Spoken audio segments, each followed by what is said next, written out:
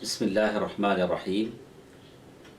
الحمد لله رب العالمين، والصلاة والسلام على أشرف الأنبياء والمرسلين وعلى آله وصحبه ومن تبعهم بإحسان إلى يوم الدين. أما بعد. محترم حضرات و خواتین، حدیث الاخلاق کے موضوع پر یہ گفتگو ہماری خستوار چلے گی. یہ ہماری دوسری مجلس ہے جس میں گزشتہ مجلس کی کچھ باتوں کا تتمہ ہم پورا کریں گے. سب سے پہلے میں آپ کے سامنے یہ بات بتا دوں کہ یہ جو مجلسیں ہیں، یہ جو باتیں ہیں، دراصل یہ ترجمانی ہیں جو شیخ فضیلت الدکتور عبدالرزاق العباد حفظہ اللہ مدینے میں اس رمضان المبارک میں جو دروس دے رہے ہیں حدیث الاخلاق کے نام سے، اس کے اردو ترجمہ کرنے کی میں نے کوشش کی ہے تاکہ اردو طبقے کو فائدہ ہو. اس لیے کہ جو لوگ عربی نہیں جانتے ہیں وہ ان قیمتی دروس اور محاضرات سے فائدہ نہیں اٹھا پاتے. تو میں نے ایک ادنا سی کوشش کی ہے تاکہ وہ لوگ بھی اس سے فائدہ اٹھا سکیں، اس علم کے خزانے سے مستفید ہو سکیں. تو آپ کو معلوم ہونا چاہیے کہ گزشتہ درس میں جو باتیں تھیں، آخری بات ہمارے ساتھ یہ تھی کہ آدمی رزق جو حاصل کرتا ہے، اللہ تبارک و تعالی رزاق ہے. اللہ تبارک و تعالی نے کہا کہ رزق کا معاملہ اللہ تبارک و تعالی کے پاس ہے. تو رزق کے معاملے میں دو چیزوں کا لحاظ ضروری ہے. سب سے پہلی چیز اللجوء الی اللہ فی تیسیرہ والتوکل علیہ فی اکتسابہ، کہ رزق حاصل کرنے کے معاملے میں آدمی اللہ تبارک و تعالی کا محتاج ہے. ان اللہ هو الرزاق ذو القوة المتین وفی السماء رزقکم وما توعدون. بندوں کا رزق اللہ تبارک و تعالیٰ کے پاس ہے. تو اللہ تبارک و تعالیٰ کی طرف اس کی ضرورت پڑتی ہے، اللہ تبارک و تعالیٰ کا وہ محتاج ہے. اور رزق کے معاملے میں بندے کو اللہ پر بھروسہ کرنا پڑتا ہے. یہ پہلی چیز ہے. دوسری چیز، آدمی رزق حاصل کرنے کے لیے کوشش کرے. آدمی کوشش کرے، مباح جائز طریقے جیسے کچھ ہیں، راستے ہیں، ان راستوں کو اپنائیں اور بھرپور کوشش کرے، اور اللہ تبارک و تعالیٰ کی مدد چاہتے ہوئے کوشش کرے، لیکن ان راستوں سے، ان ذرائع سے جو مشروع ہیں، غیر مشروع طریقوں سے ہرگز نہیں. جیسے رزق کے معاملے میں یہ دونوں چیزیں ضروری ہیں کہ آدمی رزق حاصل کرنے کے لیے اللہ تبارک و تعالیٰ کی طرف رجوع ہو اور اللہ تبارک و تعالیٰ پر بھروسہ کرے. یہ پہلی چیز. دوسری چیز، رزق حاصل کرنے کے لیے جد و جہد کرے، محنت کرے، اور ان ذرائع سے حاصل کرنے کی کوشش کرے جس کو شریعت نے اجازت دی ہے، جس کی شریعت میں اجازت ہے. بالکل ویسے ہی اخلاق کا معاملہ ہے. آدمی اللہ تبارک و تعالیٰ کی طرف متوجہ ہو، اچھے اخلاق کے لیے اللہ تبارک و تعالیٰ سے دعا کرے، اچھے آداب کے لیے اللہ تبارک و تعالیٰ سے دعا کرے، اور اس کے لیے کوشش کرے کہ اپنے آپ کو با اخلاق بنائے، با ادب بنائے، حسن اخلاق والا بنائے، جیسے اللہ کے رسول صلی اللہ علیہ وسلم دعا فرماتے تھے. ابو الدرداء رضی اللہ تعالیٰ عنہ کی حدیث ہے، وہ فرماتے ہیں کہ اللہ کے رسول صلی اللہ علیہ وسلم نے فرمایا، ما من شیء اثقل فی المیزان من حسن الخلق. میزان میں، ترازو میں اچھے اخلاق سے بڑھ کر کوئی چیز زیادہ وزنی نہیں ہوگی. ابو داؤد نے اس حدیث کو روایت کیا ہے، اور ترمذی نے بس تھوڑے الفاظ کی تبدیلی کے ساتھ اس حدیث میں جیسے ہے، ما من شیء یوضع فی المیزان اثقل من حسن الخلق اللہ تبارک و تعالیٰ کے پاس ترازو میں اچھے اخلاق سے بڑھ کر کوئی چیز نہیں ہے۔ وَإِنَّ صَاحِبَ حُسْنَ الْخُلُقِ، اچھے اخلاق والا اپنے اچھے اخلاق سے وہ مرتبہ حاصل کرتا ہے، وہ درجہ حاصل کرتا ہے جو درجہ، جو مرتبہ ایک روزدار کو نہیں ملتا، یہ نماز پڑھنے والے کو نہیں ملتا۔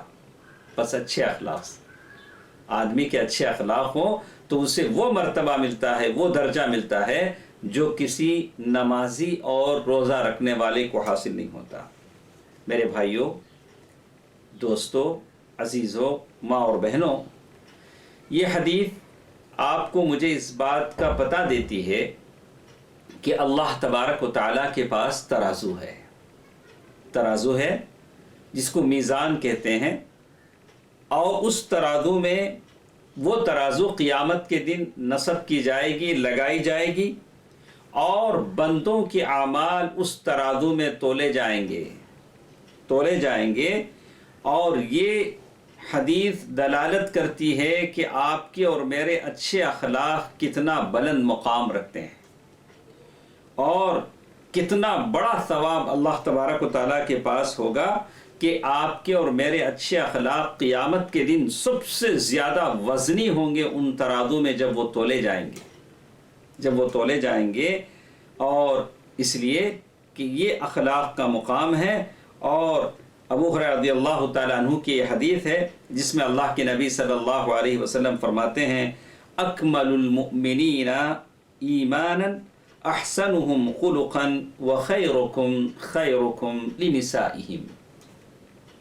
سب سے کامل مومن وہ ہے جس کے اخلاق اچھے ہوں، اللہ اکبر، جس کے اخلاق اچھے ہوں وہ سب سے کامل ایمان والا ہے، اور تم میں سب سے بہتر وہ ہے جو اپنے عورتوں کے لیے بہتر ہے، عورتوں سے اچھا ہے، عورتوں کے ساتھ اچھا ہے۔ بہت سارے ہیں ہمارے معاشرے میں، ہم دیکھتے ہیں کہ بڑے نمازی ہیں، دیکھنے میں لگتا بہت اچھے ہیں، لیکن ان کی گھر کی عورتیں ان سے ناخوش ہیں، ان کے تعامل کے ساتھ، ان کے سلوک کے ساتھ وہ عورتیں مطمئن نہیں ہیں۔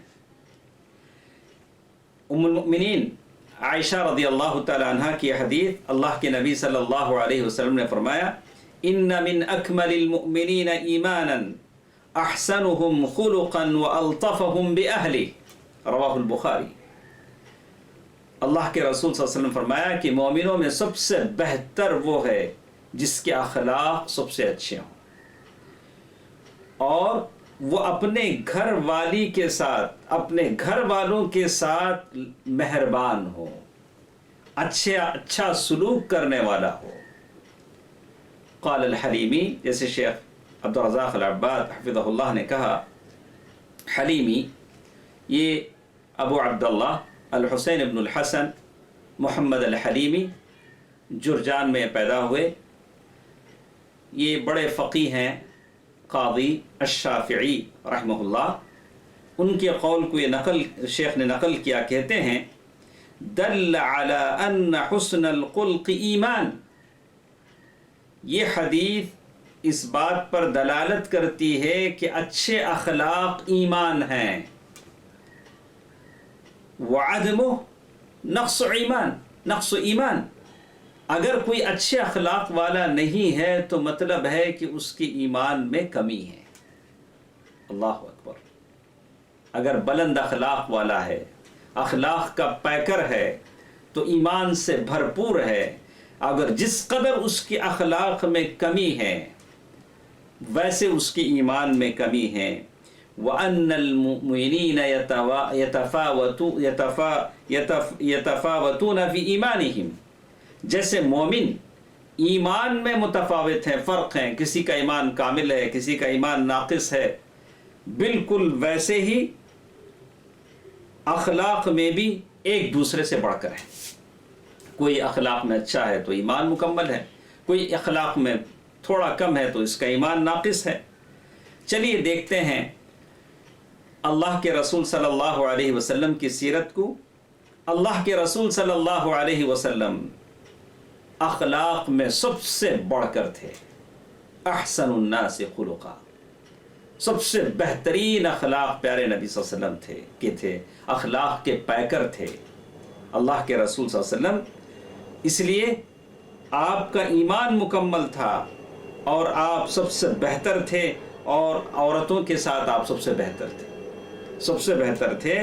تو اسی لیے کہتے ہیں من یعاملہن بالصبر، جو شخص عورتوں کے ساتھ صبر کرے گا.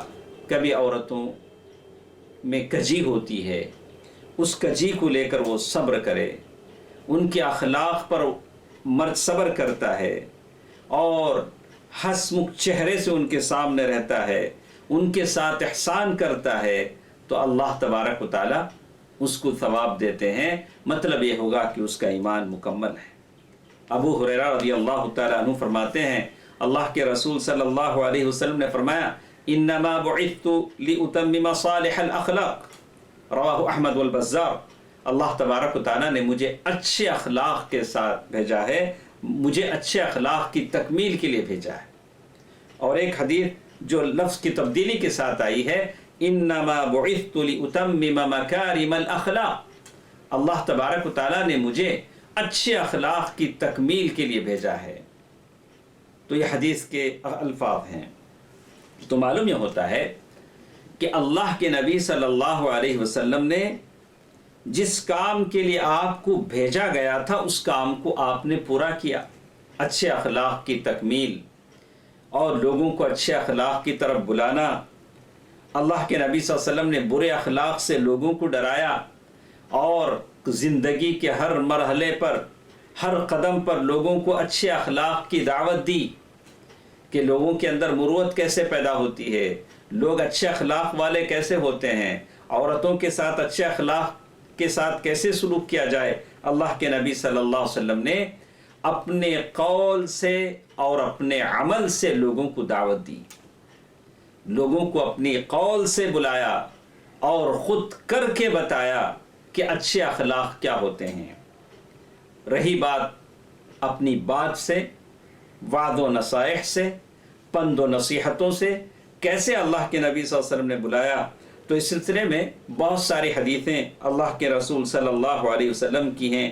اللہ کے رسول صلی اللہ علیہ وسلم نے ان بلند اخلاق کی طرف لوگوں کو دعوت دیا اور لوگوں کو اس پر ابھارا اور بتایا کہ لوگ ان بلند اخلاق کو اپنائیں گے تو ان کو کیا کیا ثواب اللہ تبارک و تعالیٰ نے رکھے ہیں. اور فعلاً عملی طور سے پریکٹیکل اللہ کے نبی صلی اللہ علیہ وسلم نے کر کے بھی بتایا اور اللہ تبارک و تعالیٰ کو اللہ تبارک و تعالیٰ نے اللہ کے رسول صلی اللہ علیہ وسلم کو بلند اخلاق پر فائز کیا تھا. وَإِنَّكَ لَعَلَىٰ خُلُقٍ عَظِيمٍ، اللہ کے رسول صلی اللہ علیہ وسلم نے ان اخلاق کو عملی طور سے اپنے صحابہ کے سامنے کر کے بتایا. ام المؤمنین عائشہ رضی اللہ تعالی عنہ فرماتی ہیں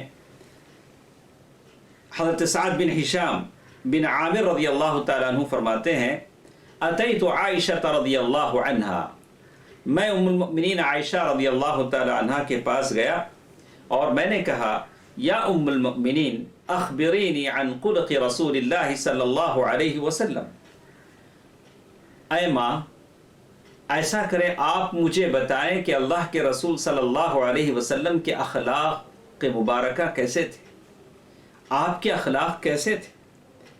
بس ایک ہی جواب ام المؤمنین عائشہ رضی اللہ تعالی عنہا نے دیا، کہا اما کان خلقہ القرآن، آپ صلی اللہ علیہ وسلم کے اخلاق قرآن جیسے تھے. اما تقرأ القرآن، کیا تم قرآن نہیں پڑھتے ہو؟ اللہ تبارک و تعالیٰ نے اسی لیے اللہ کے رسول صلی اللہ علیہ وسلم کے بارے میں کہا وَإِنَّكَ لَعَلَىٰ خُلُقٍ عَظِيمٍ، رواہ احمد. حافظ بن کثیر رحمہ اللہ اس حدیث کے بعد لکھتے ہیں وَمَعْنَا هَذَا، اس کا مطلب یہ ہوا کہ اللہ کے رسول صلی اللہ علیہ وسلم قرآن کی چلتی پھرتی شکل بن گئے تھے، قرآن کا مزاج آپ کا ہو گیا تھا. قرآن نے جس کا حکم دیا اسے کیا، جس سے اللہ نے قرآن میں رکنے کو کہا اللہ کے نبی صلی اللہ علیہ وسلم رک گئے. یعنی آپ کا مزاج قرآن کے اوامر بن گئے، نواہی بن گئے، اور آپ کی جبلی جو فطرت تھی اس کی جگہ قرآنی مزاج آپ کا بن گیا صلی اللہ علیہ وسلم۔ حافظ ابن کثیر رحمہ اللہ لکھتے ہیں انہ علیہ الصلاة والسلام صار امتثالا القرآن امرا ونہیا سجیتا له وخلقا تتبعہ، بالکل اللہ کے رسول صلی اللہ علیہ وسلم کا مزاج قرآن بن گیا، اور آپ نے اپنی فطری طبیعت کو، جبلت کو چھوڑ دیا۔ جس بات کا قرآن نے حکم دیا اللہ کے نبی صلی اللہ علیہ وسلم نے کیا، جس بات سے قرآن نے رکنے کو کہا اللہ کے نبی صلی اللہ علیہ وسلم نے چھوڑ دیا۔ کیسے کیسے پیارے اخلاق اللہ کے نبی صلی اللہ علیہ وسلم کے اندر تھے، حیا ہے، کرم ہے، عفو ہے، درگزر ہے، شجاعت ہے، لوگوں کو معاف کرنے کا جذبہ ہے، اور لوگوں کے ساتھ کی مہمان نوازی ہے، اور ان کی خطاؤں کو معاف کرنا، درگزر کرنا۔ کیا کیا عادتیں، نیک خصلتیں میرے اور آپ کے نبی صلی اللہ علیہ وسلم کی طبیعت میں تھی، اور سب کی سب بہترین عادات آپ کی طبیعت میں تھے۔ جیسے انس رضی اللہ تعالیٰ عنہ کی حدیث آتی ہے، حضرت انس رضی اللہ تعالیٰ عنہ فرماتے ہیں خدمت رسول اللہ صلی اللہ علیہ وسلم 10 سنین، اللہ کے رسول صلی اللہ علیہ وسلم کی خدمت میں نے 10 سال کیا۔ اللہ کے رسول صلی اللہ علیہ وسلم نے کبھی مجھے نہیں ڈانٹا، کبھی اس کام کے بارے میں جس کو میں نے کیا اللہ کے نبی صلی اللہ علیہ وسلم نے نہیں کہا کہ تم نے ایسا کیوں کیا، جس کام کو میں نے نہیں کیا اللہ کے رسول صلی اللہ علیہ وسلم نے نہیں پوچھا کہ تم نے کیوں نہیں کیا۔ اسی طرح وہ کہتے ہیں انس بن مالک رضی اللہ تعالی عنہ، کان رسول اللہ صلی اللہ علیہ وسلم، اللہ کے رسول صلی اللہ علیہ وسلم کے اخلاق بہت ہی اچھے تھے۔ میں نے اپنی زندگی میں کسی ریشم دیباج کو میں نے اتنا نرم اور ملائم نہیں پایا جتنا میں نے اللہ کے رسول صلی اللہ علیہ وسلم کے ہتھیلی کو پایا۔ آپ کی ہتھیلی ریشم سے زیادہ نرم تھی، دیباج سے زیادہ نرم تھی۔ میں نے آپ کے جسم کی خوشبو سے زیادہ کوئی مشک اور عنبر کی خوشبو میں نے محسوس نہیں کی صلی اللہ علیہ وسلم۔ یہ تاثرات تھے حضرت انس رضی اللہ تعالیٰ عنہ کے، جنہوں نے آپ کی خدمت 10 سال تک کی۔ اور کہتے ہیں روى البخاری عن ابی اسحاق سمعت البراء یقول،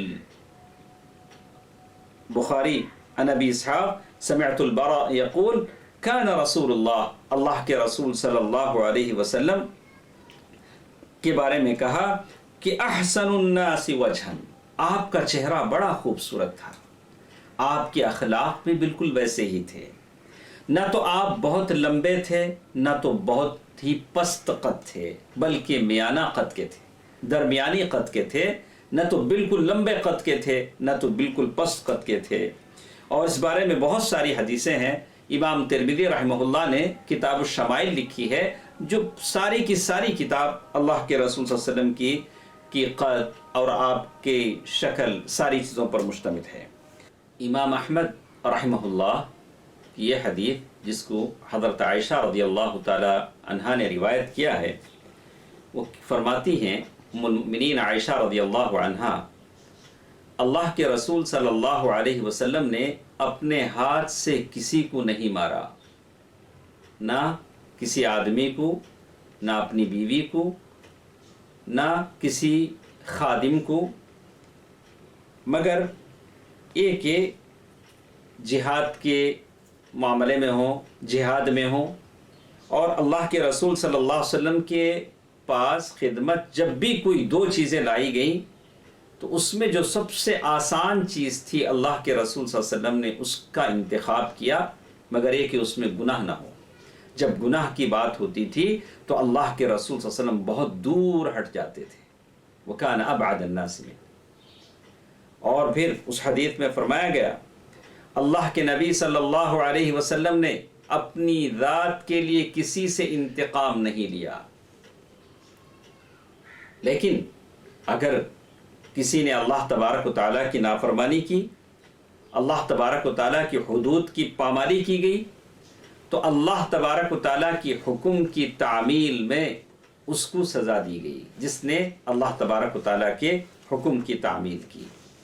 ابو امامہ رضی اللہ تعالیٰ عنہ کی ایک حدیث ہے جس میں وہ کہتے ہیں اللہ کے رسول صلی اللہ علیہ وسلم نے فرمایا انا زعیم ببیت فی ربض الجنہ لمن ترک المراء وان کان محقا، میں اس شخص کے لیے ضامن ہوں، کفیل ہوں، جو جنت میں ایسے آدمی کے لیے جنت کے کنارے ایک گھر دیا جائے گا، ایک محل دیا جائے گا جو لڑائی کو چھوڑ دے گرچہ کہ وہ حق پر ہو، اسے معلوم ہے کہ میں حق پر ہوں، لیکن صرف اللہ کے لیے وہ لڑائی سے ہٹ جاتا ہے، جھگڑے سے باز آ جاتا ہے، تو جنت میں ایک کنارے اسے محل دیا جائے گا۔